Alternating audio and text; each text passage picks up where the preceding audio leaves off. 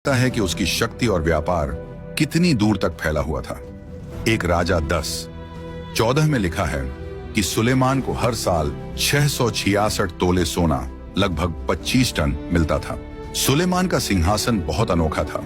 एक राजा अध्याय 10 वचन 18 से 20 के अनुसार यह हाथी दांत से बना था और शुद्ध सोने से ढंका हुआ था। इसमें 6 सीढ़ियां थीं और हर सीढ़ी के दोनों ओर कुल 12 शेर बने थे। यह उसकी अपार शक्ति का प्रतीक था। ऐसा सिंहासन किसी और राज्य में नहीं था। राजमहल ही नहीं, सुलेमान के पूरे राज्य में शानदार ऐशो आराम था। एक राजा 10:21 में लिखा है, राजा सुलेमान के सभी प्याले सोने के बने थे और लेबनन वन महल में इस्तेमाल होने वाले सभी सामान भी शुद्ध सोने के थे। चांदी का कोई मूल्य नहीं था, क्योंकि सुलेमान के समय में चांदी को मामूली चीज समझा जाता था। यह दिखाता है कि सुलेमान का राज्य कितना समृद्ध और वैभवशाली था। चांदी जैसी कीमती धातु भी वहां साधारण मानी जाती थी, लेकिन इतनी अधिक दौलत के साथ साथ परीक्षा, लालच भी आई। सुलेमान की शक्ति और प्रभाव बढ़ने के साथ उसने आसपास के देशों से समझौते किए। यह समझौते आमतौर पर विवाह के द्वारा किए जाते थे। बाइबल में एक राजा अध्याय 11 वचन 1 से 2 में लिखा है, सुलेमान ने बहुत सारी विदेशी महिलाओं से शादी की, जैसे मोआबी, अम्मोनी, सिदोनी और हित्ती। ये वे लोग थे जिनसे परमेश्वर ने इजरायलियों को शादी न करने की चेतावनी दी थी, क्योंकि वे उन्हें दूसरे देवताओं की पूजा करने के लिए भटका सकते थे। लेकिन सुलेमान ने इस चेतावनी को गंभीरता से नहीं लिया।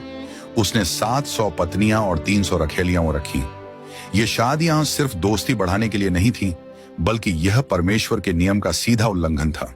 परमेश्वर ने पहले ही कहा था, राजा को बहुत सारी पत्नियां नहीं रखनी चाहिए, नहीं तो उसका मन भटक जाएगा। जैसे जैसे सुलेमान बूढ़ा हुआ, उसकी विदेशी पत्नियों का उस पर गहरा असर पड़ने लगा। बाइबल में एक राजा 11:4 में लिखा है, जब सुलेमान बूढ़ा हो गया तो उसकी पत्नियों ने उसका दिल दूसरे देवताओं की ओर मोड़ दिया। वह अपने पिता दाऊद की तरह पूरे मन से अपने परमेश्वर यहोवा के प्रति वफादार नहीं रहा। परमेश्वर ने सुलेमान को बहुत बुद्धि दी थी, लेकिन वह अपनी पत्नियों से इतना प्यार करने लगा कि उसने इस्राएल के परमेश्वर के प्रति अपनी भक्ति को कम कर दिया। सुलेमान की यह गलती इस रूप में दिखी कि उसने ऊंची जगहों पर वेदियां बनवाई, जहां लोग दूसरे देवताओं को बलि चढ़ाते और पूजा करते थे। उसने अशतोरित नाम की देवी के लिए भी वेदियां बनवाई। यह देवी सिदोन के लोगों की थी और इसे उपजाऊपन और भोग विलास की देवी माना जाता था। यह इजराइल के पवित्र परमेश्वर की शिक्षा के बिल्कुल खिलाफ था। सुलेमान ने मोआब के देवता कमोश और अम्मोन के देवता मोलेक के लिए भी ऊंची जगहों पर वेदियां बनवाई। मोलेक की पूजा में बच्चे की बलि देना शामिल था, जो परमेश्वर को बहुत बुरा लगता था।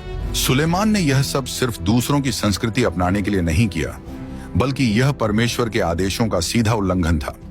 परमेश्वर ने व्यवस्था विवरण अध्याय 12:2 से 3 में इस्राएलियों को साफ साफ कहा था कि दूसरे देवताओं के पूजा स्थल नष्ट कर दो, नए मत बनाओ।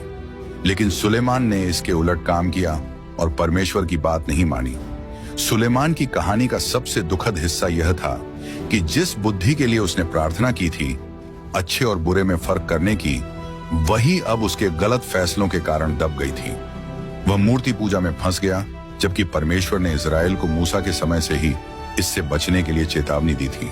व्यवस्था विवरण अध्याय 7:3 से 4 में परमेश्वर ने साफ कहा था, उन लोगों से शादी मत करना, अपनी बेटियों को उनके बेटों से मत ब्याहना और उनके बेटियों को अपने बेटों के लिए मत लेना, क्योंकि वे तुम्हारे बच्चों को मुझसे दूर करके दूसरे देवताओं की पूजा करवाएंगे।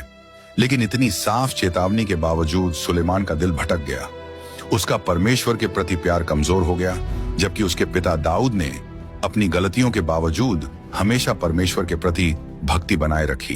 परमेश्वर सुलेमान से नाराज थे और उन्होंने इसे छुपाया नहीं।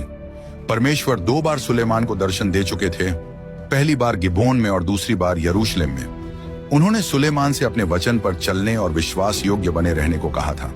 एक राजा अध्याय 9:6 से 7 में परमेश्वर ने कहा था, अगर तुम या तुम्हारी संतान मुझसे मुंह मोड़ ले और मेरे दिए हुए आदेशों का पालन न करे और दूसरे देवताओं की पूजा करने लगे, तो मैं इजराइल को उस देश से निकाल दूंगा जो मैंने उन्हें दिया है।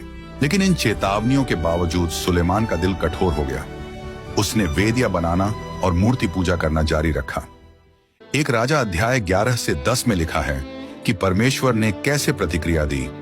यहोवा सुलेमान से बहुत नाराज हुआ क्योंकि सुलेमान का दिल इज़राइल के परमेश्वर से फिर गया, जो उसे 2 बार दर्शन दे चुका था। परमेश्वर ने उसे साफ मना किया था कि वह दूसरे देवताओं की पूजा न करे, लेकिन सुलेमान ने परमेश्वर की आज्ञा नहीं मानी। सुलेमान का परमेश्वर से दूर हो जाना हमारे लिए एक सीख है। जिस आदमी के पास सब कुछ था, बुद्धि, धन और परमेश्वर की कृपा, वह दूसरों की बातों और विदेशी देवताओं की चमक दमक में फंस गया।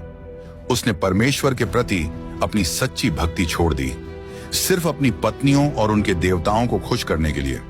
जिस परमेश्वर ने सुलेमान को इतना आशीर्वाद दिया था, अब उसने सुलेमान को कड़ी सजा सुनाई। यहोवा ने कहा, क्योंकि तुमने ऐसा किया और मेरे दिए हुए वचन और आदेशों को नहीं माना, इसलिए मैं तुमसे यह राज्य छीन लूंगा और इसे तुम्हारे एक सेवक को दे दूंगा। यह भविष्यवाणी इस्राएल के एकता के अंत की शुरुआत थी। सुलेमान ने परमेश्वर की कृपा से जो शानदार राज्य बनाया था, अब वह टूटने, झगड़ों और संघर्ष की ओर बढ़ रहा था। परमेश्वर का न्याय सख्त और साफ था, लेकिन उसमें दया भी थी। परमेश्वर ने सुलेमान के पिता दाऊद की खातिर उसके जीवन में राज्य को नहीं छीना, लेकिन जब सुलेमान का बेटा रहूबियाम राजा बना, तब यह सजा पूरी हुई। यह सुलेमान की बेवफाई का नतीजा था। परमेश्वर ने उसे चुना था, लेकिन उसका दिल परमेश्वर से बहुत दूर चला गया था। एक राजा अध्याय 11 से 30 से 31 में हमें एक शक्तिशाली घटना देखने को मिलती है। भविष्यवक्ता अहियाह ने यरूशलेम के बाहर सुलेमान के एक अधिकारी यरोबाम से मुलाकात की। अहियाह ने अपनी नई चादर ली, उसे 12 टुकड़ों में फाड़ा और यरोबाम से कहा, इनमें से 10 टुकड़े अपने लिए ले लो, क्योंकि यहोवा इस्राएल का परमेश्वर कहता है, देखो, मैं सुलेमान से राज्य छीन लूंगा और तुम्हें 10 जनजातियां दूंगा। अपने जीवन के आखिरी दिन राजा सुलेमान, जो कभी दुनिया का सबसे बुद्धिमान और धनवान व्यक्ति था, अपने महल में बैठा अपनी शानदार राजगद्दी के दिनों को याद कर रहा था। सुलेमान का जीवन बड़ी बड़ी उपलब्धियों से भरा था।